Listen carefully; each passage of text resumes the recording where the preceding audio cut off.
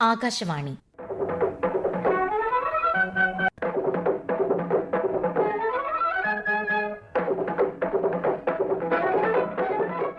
തിരുവനന്തപുരം പ്രാദേശിക വാർത്താ വിഭാഗം അവതരിപ്പിക്കുന്ന വാർത്താ തരംഗിണി.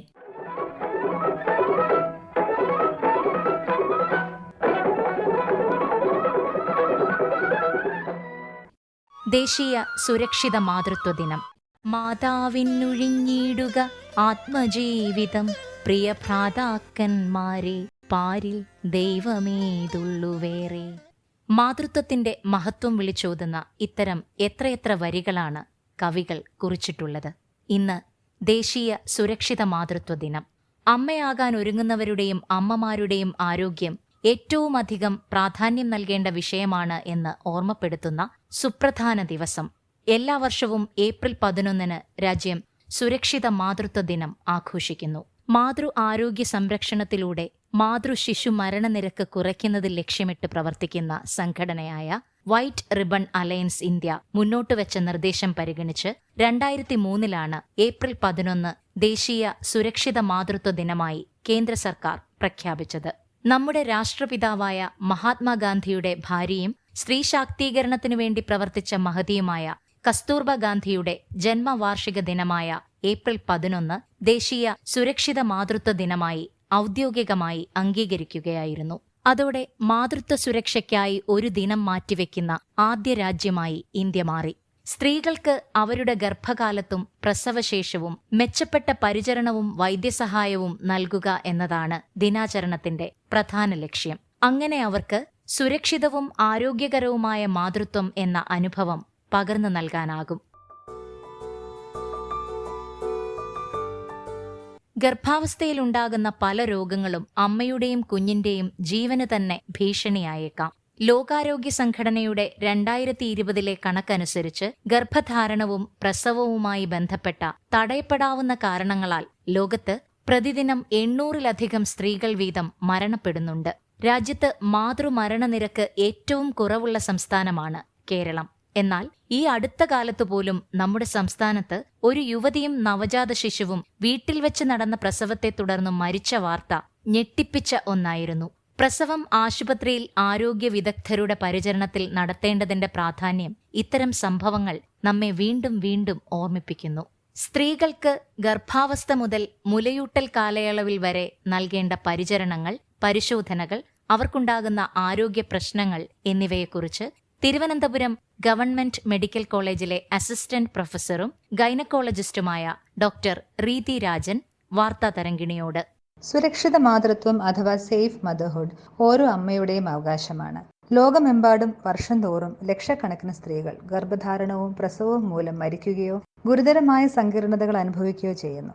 രക്തസ്രാവം, രക്തസമ്മർദ്ദം, അണുബാധ മുതലായവയാണ് ഇതിന് പ്രധാന കാരണങ്ങൾ. ആരോഗ്യമുള്ള ഗർഭത്തിനുള്ള തയ്യാറെടുപ്പ് ഗർഭധാരണത്തിന് മുമ്പ് തന്നെ തുടങ്ങണം. ഒരു ഡോക്ടറെ കൺസൾട്ട് ചെയ്ത് അടിസ്ഥാന പരിശോധനകൾ ചെയ്യുന്നതിലൂടെ മുൻകാല ആരോഗ്യ പ്രശ്നങ്ങൾ ഒന്നുമില്ല എന്ന് ഉറപ്പുവരുത്താം. ആരോഗ്യകരമായ ആഹാരക്രമം പാലിക്കുക, മിതമായി വ്യായാമം ചെയ്യുക, അയൺ, ഫോളിക് ആസിഡ് സപ്ലിമെന്റ്സ് കൃത്യമായി എടുക്കുക, പുകവലി, മദ്യപാനം എന്നിവ ഗർഭകാലത്ത് ഒഴിവാക്കുക. ആവശ്യത്തിന് വിശ്രമവും 8 മണിക്കൂർ ഉറക്കവും ആവശ്യമാണ്. മാനസിക ആരോഗ്യം ശ്രദ്ധിക്കുക. ഗർഭകാല ചെക്കപ്പുകൾ കൃത്യമായി ചെയ്യുക. അമ്മയുടെയും കുഞ്ഞിന്റെയും ആരോഗ്യസ്ഥിതി പരിശോധിച്ച് സങ്കീർണതകൾ നേരത്തെ കണ്ടെത്താൻ ഇത് സഹായിക്കുന്നു. പ്രസവ സമയത്ത് എപ്പോൾ വേണമെങ്കിലും കോംപ്ലിക്കേഷൻസ് ഉണ്ടാകാം. തക്ക സമയത്ത് ഇത് കണ്ടുപിടിച്ച് ചികിത്സിച്ചാലേ അമ്മയ്ക്കും കുഞ്ഞിനും അപകടഘട്ടം തരണം ചെയ്യാൻ സാധിക്കുകയുള്ളൂ. അതുകൊണ്ട് ആവശ്യമായ സജ്ജീകരണങ്ങളൊക്കെ ഉള്ള ഒരു ആശുപത്രിയിൽ തന്നെ പ്രസവം നടത്തുന്നതാണ് നല്ലത്. ഗർഭകാലത്ത് ഉയർന്ന രക്തസമ്മർദ്ദം, പ്രമേഹം, 18 വയസ്സിന് താഴെയോ 35 വയസ്സിന് മുകളിലോ ഉള്ള അമ്മമാർ, ശരീരഭാരം കൂടുതലുള്ളവർ, ഇരട്ട ഗർഭധാരണം, ഗർഭസ്ഥ ശിശുവിന്റെ വളർച്ചക്കുറവ്, സിസേറിയൻ ഡെലിവറി കഴിഞ്ഞവർ മുതലായവ ഹൈറിസ്ക് പ്രഗ്നൻസീസിന്റെ ചില ഉദാഹരണങ്ങളാണ്. അപകട സാധ്യത കൂടുതലുള്ളതിനാൽ ICU, blood bank, newborn ICU സൗകര്യവും സ്പെഷ്യലിസ്റ്റ് കെയറും ഉള്ള ഒരു ടേഴ്സറി കെയർ ഹോസ്പിറ്റലിൽ പ്രസവിക്കുന്നതാണ് ഇവർക്ക് ഉത്തമം. പ്രസവ സമയത്ത് അമ്മയുടെ അടുത്ത് വേണ്ടപ്പെട്ട ഒരാളെ കമ്പാനിയനായി നിർത്തുന്ന പതിവ് മിക്ക ആശുപത്രികളിലും ഉണ്ട്. ഇത് പ്രസവ സമയത്തെ മാനസിക സമ്മർദ്ദം കുറയ്ക്കാനും പ്രസവം കൂടുതൽ സുഗമമാക്കാനും സഹായിക്കും. ആദ്യ മുലയൂട്ടൽ എത്രയും പെട്ടെന്ന് തുടങ്ങേണ്ടതാണ്. ഇതുമൂലം കുഞ്ഞിന് രോഗപ്രതിരോധ ശേഷി വർദ്ധിക്കുകയും അമ്മയും കുഞ്ഞും തമ്മിലുള്ള വൈകാരിക ബന്ധം രൂപപ്പെടുകയും ചെയ്യുന്നു.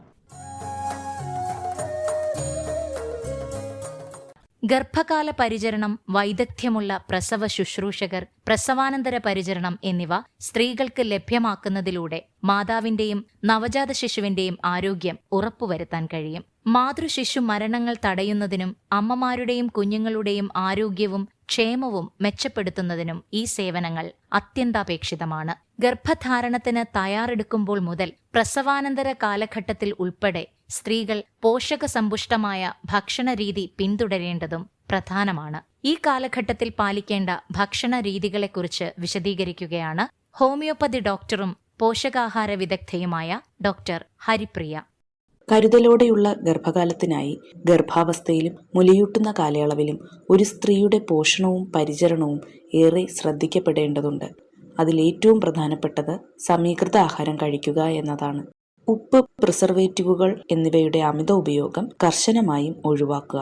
ഗർഭിണിയാകാൻ തയ്യാറാകുന്നത് മുതൽ ഫോളിക് ആസിഡും ആദ്യ 3 മാസത്തിനു ശേഷം അയൺ, കാൽസ്യം ഗുളികകളും കഴിക്കേണ്ടതാണ്.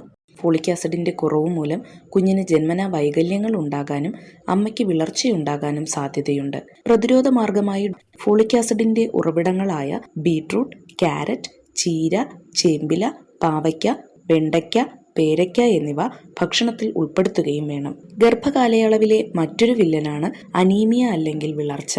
ഇലക്കറികൾ, പച്ചക്കായ, നെല്ലിക്ക, സോയാബീൻ, പരിപ്പ്, ഉഴുന്ന്, ഇറച്ചി വർഗ്ഗങ്ങൾ, ശർക്കര തുടങ്ങിയ ഇരുമ്പ് കൂടുതൽ അടങ്ങിയ ഭക്ഷ്യവസ്തുക്കൾ നിത്യേന ഭക്ഷണത്തിൽ ഉൾപ്പെടുത്തുന്നത് വിളർച്ച തടയാൻ സഹായിക്കുന്നു. ഗർഭാവസ്ഥയിൽ ധാരാളം പ്രോട്ടീൻ ആവശ്യമായതിനാൽ പയർവർഗ്ഗങ്ങൾ, മുട്ട, മത്സ്യം, മാംസ്യം തുടങ്ങിയവ ഭക്ഷണത്തിൽ ഉൾപ്പെടുത്തുക. കാൽഷ്യം കിട്ടുന്നതിന് വേണ്ടി പാൽ, മുട്ട, റാഗി, ഇലക്കറികൾ, പയർവർഗ്ഗങ്ങൾ എന്നിവ കഴിക്കുകയും വേണം.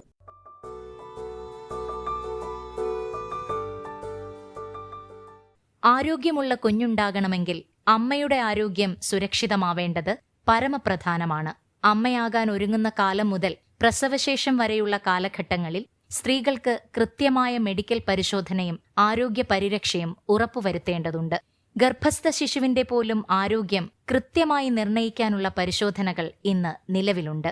ഗർഭകാലത്ത് അമ്മയ്ക്കുണ്ടാകുന്ന പ്രമേഹം പോലുള്ള പ്രശ്നങ്ങൾ കുഞ്ഞിനെ എങ്ങനെ ബാധിക്കുമെന്നും അത്തരം വെല്ലുവിളികൾ തടയാൻ അമ്മ ശ്രദ്ധിക്കേണ്ട കാര്യങ്ങൾ എന്തെല്ലാമെന്നും അറിയാൻ ശിശുരോഗ വിദഗ്ധനായ ഡോക്ടർ ബെന്നോ ആൻഡ്രൂ പറയുന്നത് ശ്രദ്ധിക്കാം. ഗർഭകാല പോഷകാഹാരക്കുറവ്, പ്രമേഹം, വിട്ടുമാറാത്ത ശ്വാസകോശ രോഗങ്ങൾ അല്ലെങ്കിൽ മറ്റ് അവയവ രോഗങ്ങൾ എന്നിവകൊണ്ട് IUGR അഥവാ തൂക്കക്കുറവ് അല്ലെങ്കിൽ മാക്രോസോമിയ അഥവാ തൂക്കക്കൂടുതലിലേക്ക് നയിച്ചേക്കാം. കൂടാതെ ബാർക്കർ ഹൈപ്പോത്തസിസ് എന്ന് പറഞ്ഞാൽ കുഞ്ഞ് ശരീരഭാരം കുറവായി ജനിക്കുന്നതിനാൽ കൂടുതൽ കലോറി ശരീരത്തിൽ നിലനിർത്തുന്നതിന് ശരീരത്തിൽ തന്നെ ക്രമീകരണമുണ്ട്. അതുകൊണ്ട് കൂടുതൽ ആഹാരം ആഗികരണം ചെയ്യപ്പെടുന്നു. ഉപജയ ഹാർമോണുകളായ ഇൻസുലിൻ ലൈക്ക് ഗ്രോത്ത് ഫാക്ടർ എന്നിവയുടെ പ്രവർത്തനം കൂടുന്നു. എന്നാൽ ശാരീരിക പ്രവർത്തനങ്ങൾ കുറയുകയും ചെയ്യുന്നു. അപചയ ഹാർമോണുകളായ അഡ്രിനലിൻ, കോർട്ടിസോൾ എന്നിവയുടെ പ്രവർത്തനങ്ങളും കുറയുന്നു. ഇങ്ങനെ കുഞ്ഞ് ജനിക്കുന്നതുകൊണ്ട് 18 മാസം പ്രായമാകുമ്പോൾ തന്നെ ശരീരഭാരം കൂടാൻ സാധ്യതയുണ്ട്. പ്രായം കൂടുന്തോറും ഭാരം കൂടുകയും ചെയ്യുന്നതുകൊണ്ട് ഹൈപ്പർടെൻഷൻ അഥവാ രക്താതിമർദ്ദം, ഡയബറ്റിസ് അഥവാ പ്രമേഹം എന്നിവ വരാൻ സാധ്യതയുണ്ട്. മേൽ പറഞ്ഞ പ്രശ്നങ്ങൾ ഒഴിവാക്കണമെങ്കിൽ അമ്മ ചില കാര്യങ്ങൾ ശ്രദ്ധിക്കേണ്ടതുണ്ട്. ഇതിൽ പ്രധാനമായിട്ടുള്ളത് ആഹാരം പോഷകസമൃദ്ധമാക്കുക, അമിതാധ്വാനം നിയന്ത്രിക്കുക എന്നിവയാണ്. ശാരീരിക തയ്യാറെടുപ്പിന് പുറമെ മാനസികവുമായും തയ്യാറെടുക്കേണ്ടതുണ്ട്. ഇതിന് സഹായിക്കേണ്ടത് ജീവിത പങ്കാളിയും വീട്ടിലെ മറ്റംഗങ്ങളുമാണ്. മാനസിക ആരോഗ്യത്തിന് പങ്കാളിയുടെ സഹവർത്തിത്വം, സഹകരണവും പ്രാധാന്യം അർഹിക്കുന്നു. മാനസിക ധൈര്യവും പ്രോത്സാഹനവും നൽകേണ്ടത് മറ്റംഗങ്ങളാണ്. ഇത്രയൊക്കെ ആയാൽ പുതിയ വരവേൽപ്പിന് അമ്മ തയ്യാറായി കഴിഞ്ഞു. ഗർഭാവസ്ഥയിൽ നിന്നും പ്രസവത്തിൽ നിന്നും അമ്മയുടെ ശരീരം വീണ്ടെടുക്കുകയും അമ്മയെന്ന പുതിയ റോളുമായി പൊരുത്തപ്പെടുകയും ചെയ്യുന്ന നിർണായക ദിനങ്ങളാണ് പ്രസവാനന്തര കാലഘട്ടം. അതിനാൽ അമ്മമാർക്ക് പ്രസവാനന്തര പരിചരണം നൽകേണ്ടത് അത്യാവശ്യമാണ്. പ്രസവാനന്തരം സ്ത്രീകൾക്ക് നൽകുന്ന വൈദ്യശാസ്ത്രപരവും വൈകാരികവുമായ പിന്തുണയാണ് ഇതുകൊണ്ട് അർത്ഥമാക്കുന്നത്. പ്രസവശേഷം സ്ത്രീകളിൽ ഉണ്ടായേക്കാവുന്ന വിഷാദ രോഗത്തെക്കുറിച്ചും അത് തരണം ചെയ്യാൻ കുടുംബാംഗങ്ങൾ നൽകേണ്ട പിന്തുണയെക്കുറിച്ചും മാനസിക ആരോഗ്യ വിദഗ്ധയായ ഡോക്ടർ കീർത്തി റെജി വിശദീകരിക്കുന്നു. കുഞ്ഞിൻ്റെ ജന്മം ഒരു അമ്മയുടെ മസ്തിഷ്കത്തിൽ സ്ഥിരമായ മാറ്റമാണ് ഉണ്ടാക്കുന്നത്. ഇതിന് കാരണം ഗർഭകാലത്തും പ്രസവാനന്തരവും ഉണ്ടാകുന്ന ഹോർമോൺ വ്യതിയാനങ്ങളും അമ്മമാരിൽ ഉണ്ടാകുന്ന മാനസികവും സാമൂഹികവുമായ വ്യതിയാനങ്ങളുമാണ്. ഏറ്റവും കൂടുതൽ കാണപ്പെടുന്നത് വിഷാദാവസ്ഥകളാണ്. Postmortem blues, postmortem depression, postmortem സൈക്കോസിസ് എന്നിങ്ങനെ 3 വകഭേദങ്ങളുണ്ട്. ബേബി ബ്ലൂസ് അഥവാ പോസ്റ്റ്മോർട്ടം ബ്ലൂസ് ഡെലിവറിക്ക് ശേഷം ചുരുങ്ങിയ ദിവസങ്ങളിൽ ഉളവാകുകയും ചുരുങ്ങിയ ദിവസങ്ങൾ കൊണ്ട് മാറിപ്പോവുകയും ചെയ്യുന്നു. കുഞ്ഞിനെ എങ്ങനെ നോക്കുമെന്നുള്ള ആശങ്ക, സങ്കടം, ദേഷ്യം മുതലായവയാണ് ഈ സമയത്ത് ഉണ്ടാവുക. അമ്മയെ കൺസോൾ ചെയ്യുകയും എഡ്യൂക്കേറ്റ് ചെയ്യുകയും ചെയ്യുമ്പോൾ ഇത് മാറിപ്പോകുന്നു. 30 മുതൽ 70% സ്ത്രീകളും ബാധിക്കപ്പെടാൻ സാധ്യതയുള്ള ഒരവസ്ഥയാണ്. പോസ്റ്റ്മോർട്ടം ഡിപ്രഷൻ യഥാർത്ഥമായ വിഷാദാവസ്ഥയാണ്. അമ്മ അതുമൂലം കുഞ്ഞിന്റെ കാര്യങ്ങളോ സ്വന്തം കാര്യങ്ങളോ നന്നായി നോക്കാതിരിക്കുകയും സ്വന്തം ആരോഗ്യവും കുഞ്ഞിന്റെ ആരോഗ്യവും ബാധിക്കപ്പെടുകയും അമ്മയിൽ ആത്മഹത്യ പ്രവണത ഉളവാകുകയും അതുപോലെ തന്നെ കുഞ്ഞിന് ദോഷകരമായ ചിന്തകൾ, കുഞ്ഞിന് ഹാനി വരാവുന്നതായ ചിന്തകൾ അമ്മയിൽ ഉളവാകുകയും ചെയ്യും. പോസ്റ്റ്മോർട്ടം സൈക്കോസിസ് ഈ ഡിപ്രഷൻ വല്ലാതെ കൂടിയതിനു ശേഷം അമ്മയിൽ തെറ്റായ വിശ്വാസങ്ങളും ഇല്ലാത്ത ശബ്ദങ്ങളും കേൾക്കുന്ന ഒരവസ്ഥയിലേക്ക് വരുന്നു.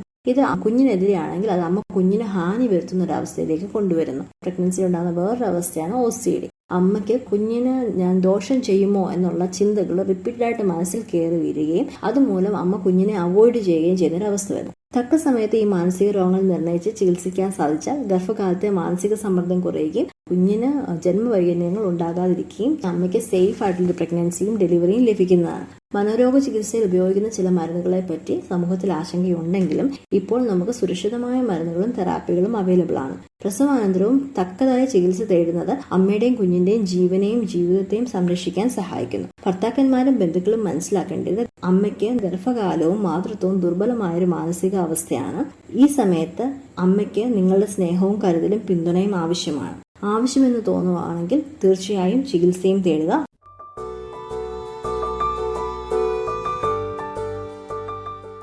ഗർഭകാലയളവിലും പ്രസവസമയത്തും പ്രസവാനന്തരവും സ്ത്രീകളുടെ സുരക്ഷ ഉറപ്പുവരുത്തുന്നതിലും പിന്തുണ നൽകുന്നതിലും ആശാപ്രവർത്തകർ വഹിക്കുന്ന പങ്ക് വളരെ വലുതാണ്. അപ്രതീക്ഷിത ഗർഭധാരണം ഒഴിവാക്കാനും അമ്മമാരുടെയും കുട്ടികളുടെയും ആരോഗ്യവും ക്ഷേമവും പ്രോത്സാഹിപ്പിക്കാനും കുടുംബാസൂത്രണ സേവനങ്ങൾ സഹായിക്കും.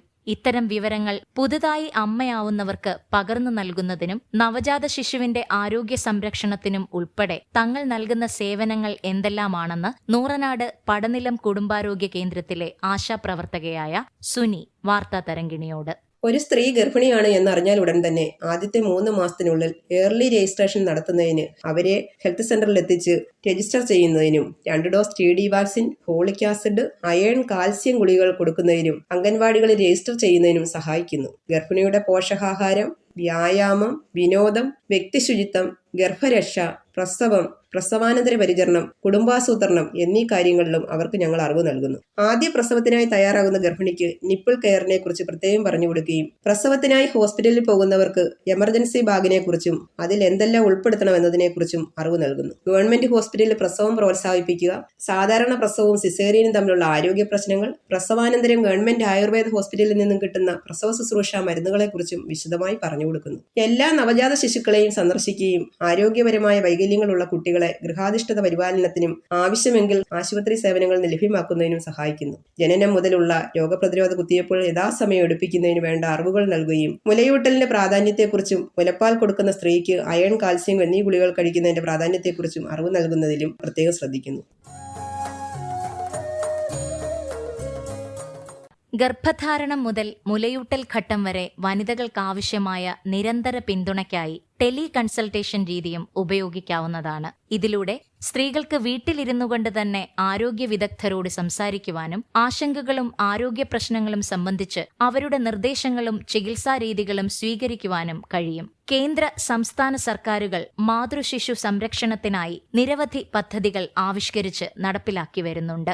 ആരോഗ്യകരമായ ഗർഭധാരണ രീതികളുടെ പ്രാധാന്യം, പതിവ് പരിശോധനകൾ, നവജാത ശിശുക്കളുടെ ആരോഗ്യ സംരക്ഷണം, അമ്മയുടെയും കുഞ്ഞിന്റെയും സംരക്ഷണത്തിനായുള്ള സാമ്പത്തിക പിന്തുണ എന്നിവയെല്ലാം ഈ പദ്ധതികളിലൂടെ ഉറപ്പുവരുത്തുന്നുണ്ട്.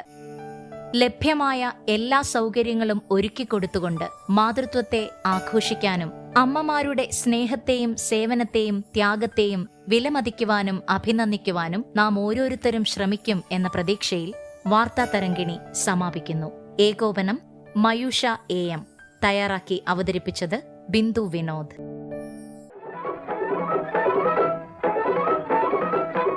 വാർത്താ തരംഗിണി ഇനി തിങ്കളാഴ്ച രാവിലെ 9 മണിക്ക്.